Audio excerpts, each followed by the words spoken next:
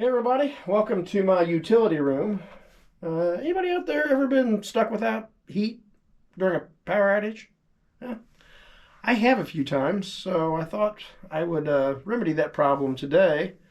I bought a few cheap parts, a receptacle, and a cord. I'm going to install those on my furnace so that next time the power goes out and it's cold outside, I'm going to stay warm. So that sounds like something you'd be interested in doing yourself. Stick around. Let's get going. All right, first things first, you locate your furnace, and on the side of your furnace, in most cases, not all, but most cases, you have a switch for turning the power on and off to your furnace. This is where we're going to do our work at today, and what we're going to do is take the switch out and install a outlet, which will be a hot outlet all the time. It'll just be sitting here. Then I'm going to wire my furnace to my cord, and then normally, under normal circumstances, when the power's on and everything's fine, it will just be plugged into the outlet, which will power the furnace. Say we lose our power, I can unplug it from the outlet, plug it into, I don't know, an extension cord, and then run the extension cord out to my generator, which will then power the furnace. So that should keep me warm when it gets cold outside. All right, first things first, we got to get the power off on this furnace. Hopefully your breaker panel is marked for the furnace, but even if it is, you still need to check the power, make sure it's off. But hopefully it is marked and you know which breaker is yours. If you don't, like me, I'm gonna show you how to do this. If you are not comfortable with electrical wiring and whatnot, don't do it. Just hire an electrician to do it, and they can do this in pretty much no time flat. So if it makes you nervous, don't do it. So here we go. Take the cover off of this thing. Keep in mind, if you know where that breaker's at, go turn it off before you even do this. But you can also kill the main breaker, and that would do it too. You'd be in here in the dark, which, I mean, there's flashlights and stuff, so that wouldn't be such a bad idea. So, let's see what we got here. I'm gonna have to take the switch out.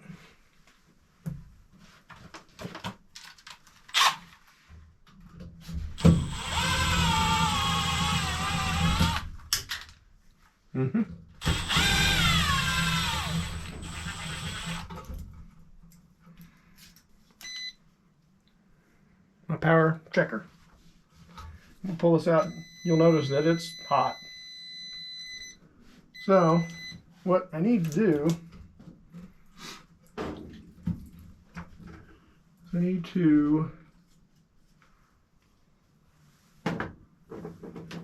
going to use this circuit finder that I have right here. This is made by Klein.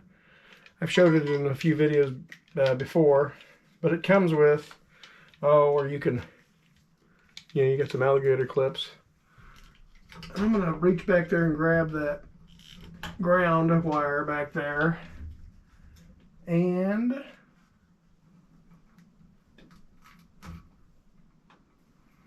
go on here.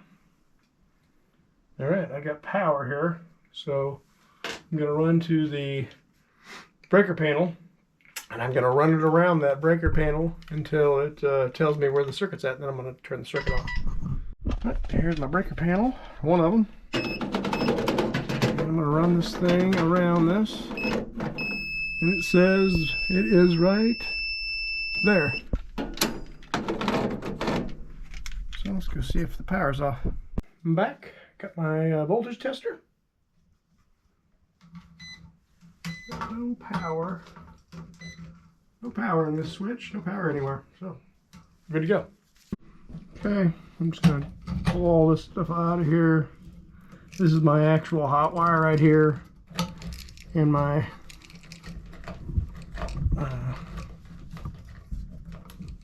that's my neutral. My ground's back in there. So let's take this loose, get rid of it. It's just backstabbed it.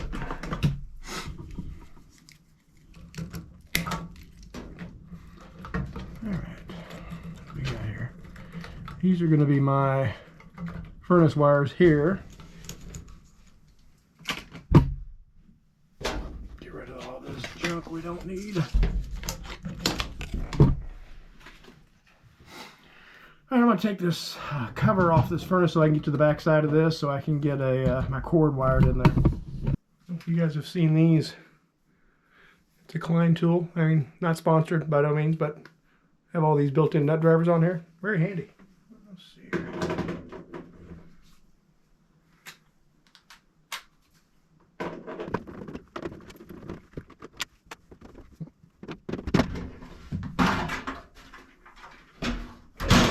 Just as I thought. Where's my...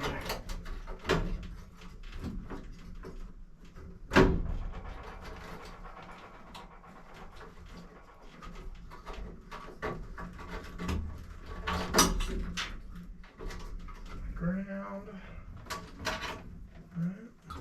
Looks like this thing, I don't know that it was really grounded to the unit before, but we're going to ground it this time. I got my hot and neutral here identified. I'm going to wire to my outlet, my ground. This is a nice outlet. I can show you why. You can kind of see that you just put the wire into where it goes, then you tighten this screw down, and then it tightens that against that piece of brass there. So that's how the connection is made. This wasn't even, I mean, in my furnace here, it wasn't even grounded to the cabinet. So I did, as you can see right there, I grounded that cabinet. I'm gonna wire this in here, and then they had everything wired inside here, which was fine, but the way I'm going to do it with the cord, this furnace was actually supposed to be wired right here. You can see my ground. It runs back there to that cabinet, grounded on the cabinet right there. So I need to, it wasn't grounded before, so we're going to fix that. I'm going to wire my cord in right here, and then it'll just plug in here. So do this outlet first. Yep.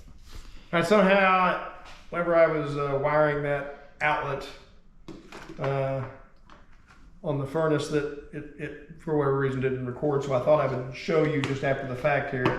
And just imagine this wire is one that comes out of my box down at the furnace, and because I said I would show this in detail, and so you want about 5/8 of an inch to strip off of these wires.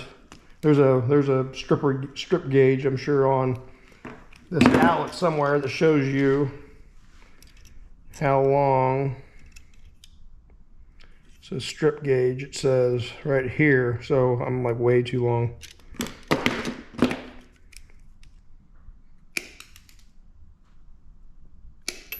That's how much they want stripped off of there, right? This is a nice outlet. Like I said before, we're gonna put the white wire behind the silver lug. It just sticks in there.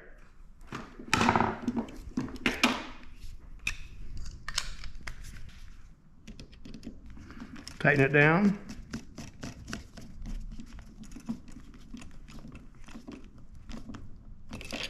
Take the black wire, the hot wire, put it behind the gold lug.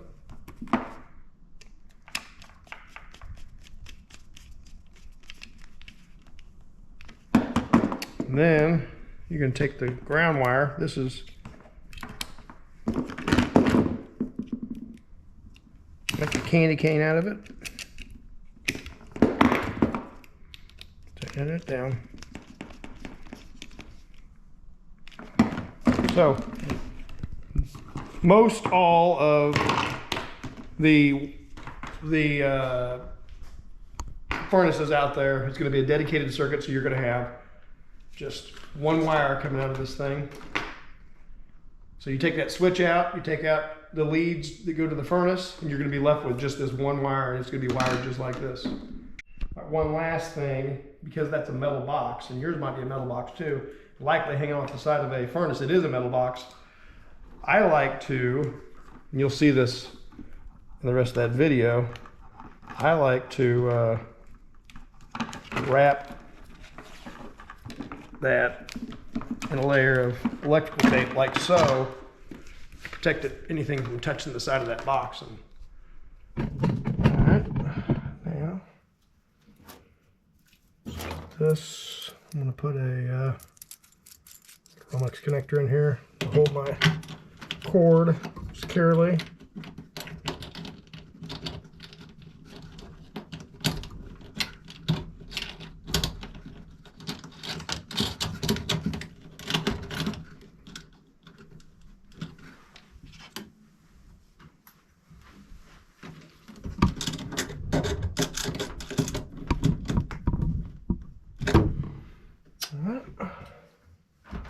Take my cord, feed it through that hole.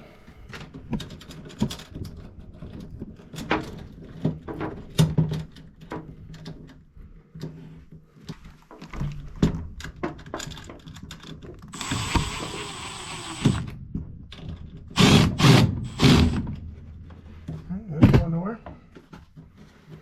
Yeah, it's just as simple as, you know, black to black, white to white, and ground to ground. Although I'm going to pull a bunch of this out here and maybe put it I don't really want to cut it off per se, but I'll put a zip tie around it.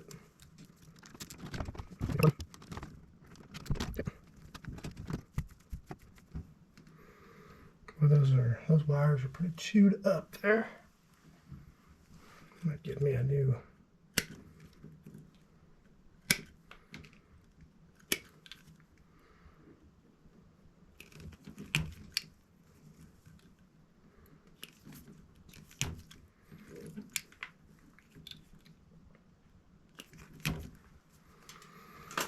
okay.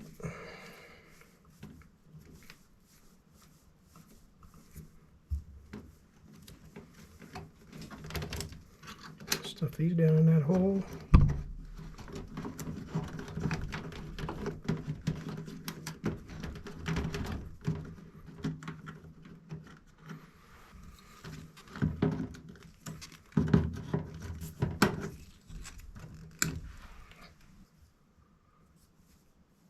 Love the way it goes. This is a little too long.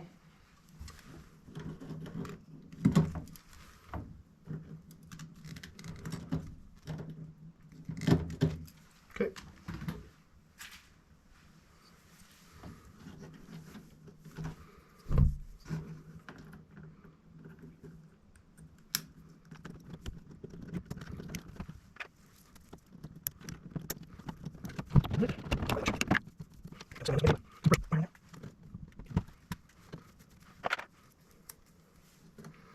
One thing about Wagos, you can use the Wagos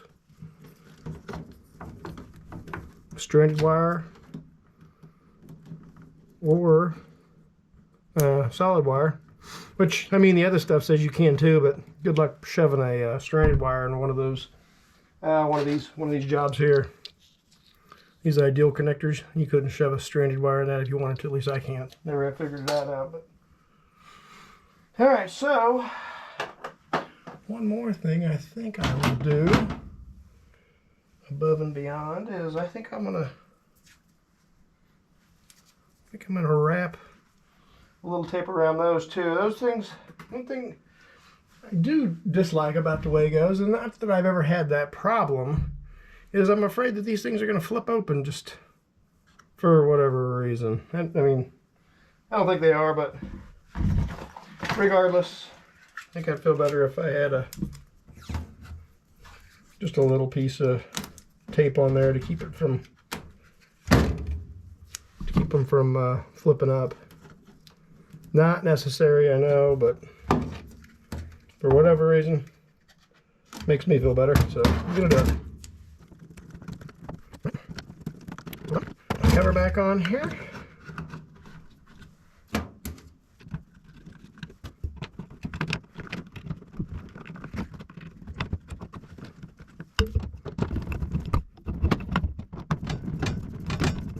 All right, got the cord all in.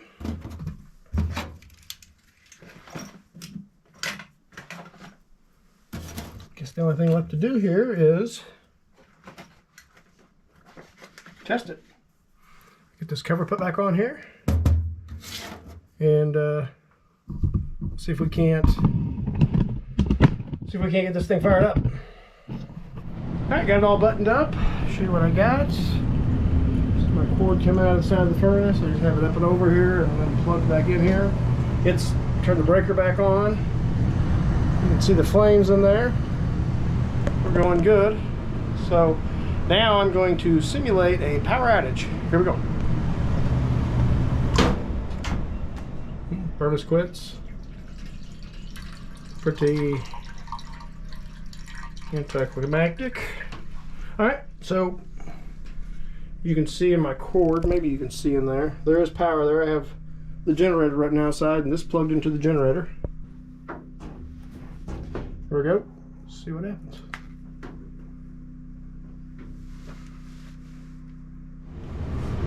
Should be lighting up here in a second.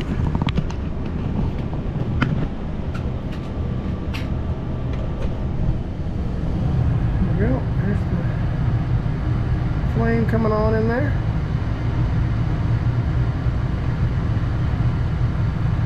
She's running.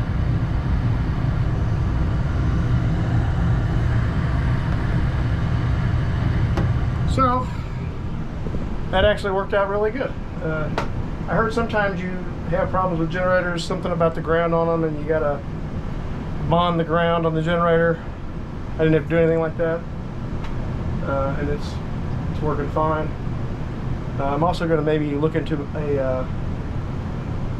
maybe a little power supply, like a rechargeable power supply, like a Jackery or whatever. And that would be actually handier in the middle of the night. You just come down here and plug that thing in. And I think if you get a reasonably $300-400, you can get one with like 1,000 watt hours, and probably this thing usually furnaces maybe 300 watts, something like that. So it'd run it for 3 hours, which doesn't sound like all night, but the furnace doesn't run all the time either. It cycles, so you would get more than 3 hours worth of use out of it.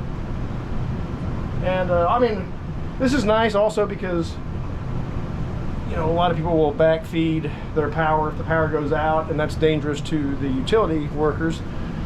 This has no chance of that because we're completely unplugged from the power grid when we unplug it from the outlet. Anyway, I hope this helped somebody, and thanks for following along. If you haven't subscribed yet, please do, because it's completely free, it doesn't cost anything. And I'll see you next time.